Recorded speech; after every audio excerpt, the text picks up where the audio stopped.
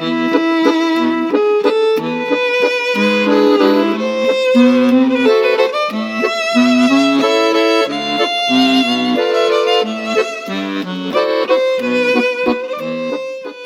guys, it's Brooke from the Vintage Gardener. Welcome back to my channel.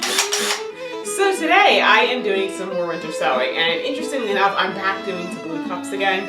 So today I'm going to be planting my Navy Sweet Pea, Nimbus Sweet Pea, Oxford and Cambridge Sweet Pea, and Turquoise Lagoon Sweet Pea. And those are all blue, so they're going to go in the blue section of the garden. So as you can see, I've got my solo cups here.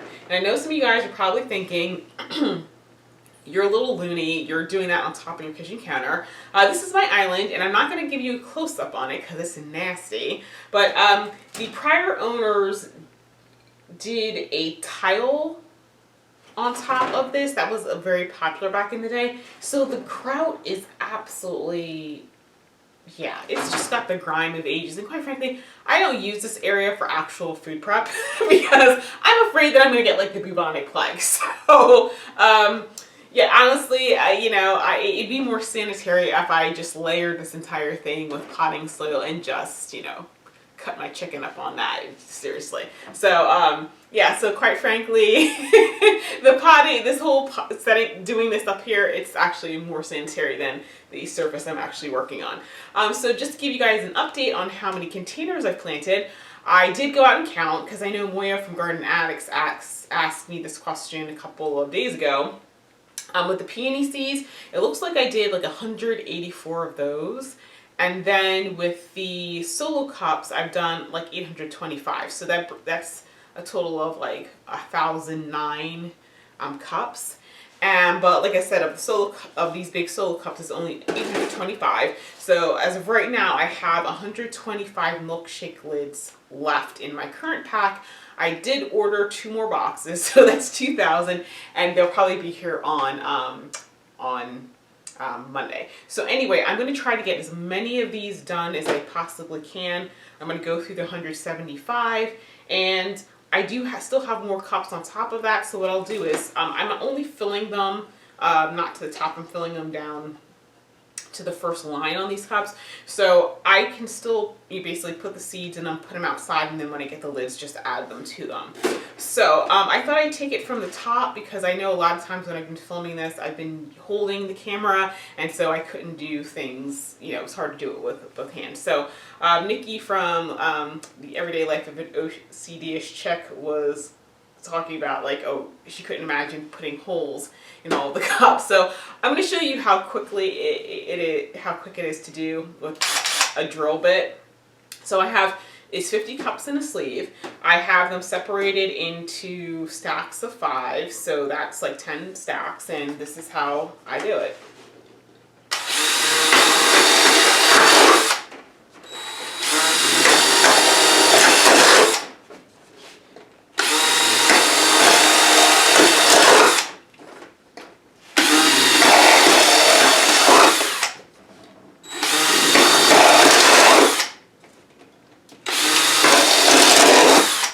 Now sometimes the very bottom cup may get a little bit mangled, but you know what, at the end of the day, as long as it's not drainage holes, that's all that matters. I want the water to be able to come out, so it doesn't have to look pretty. The cup will stay solid because I just totally slaughtered the inside of that one cup.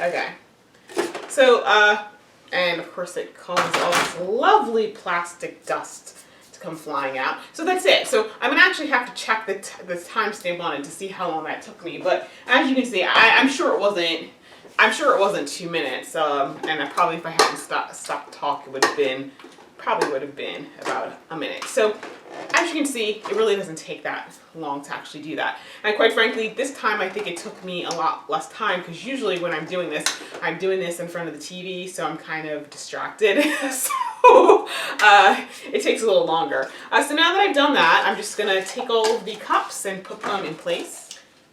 Actually, I take that back. just remember when I start filling it with this potting mix, it works much better if I don't fill it already. So I'm just gonna stack these up because basically you do 15 in each tray. So that's 3 stacks. And actually, you know what? I don't even have enough for this one. So I do have some purple cups. So I'll be using those because the purple and blue, like I said, are actually going in the same section of the garden.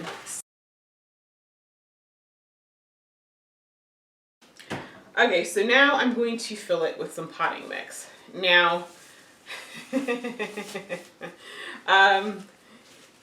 yeah, so I got a big Lowe's bucket and I added potting mix and I did add water to it. Now I've been using different types of potting mix. A lot of times it was just what was available in the stores because when I first started this, you know, at a certain point in time, they're not necessarily getting potting mix in. So I think the first type I got was Fox Farm because that's what they had in Danbley's. And then I used Bumper Crop. I've used those potting mixes before. And then now I'm using Espoma. Now, here's the thing. I know last year in one of my videos I mentioned that I was going to have to try to figure out which potting mix I liked better. And I really hadn't made a decision on that. And the reason being is that, you know, I was using the potting mix outside. And so when I'm outside, I'm using my gauntlet gloves. And so I really can't feel the texture of the potting mix the way I can because I'm using these thin food prep gloves.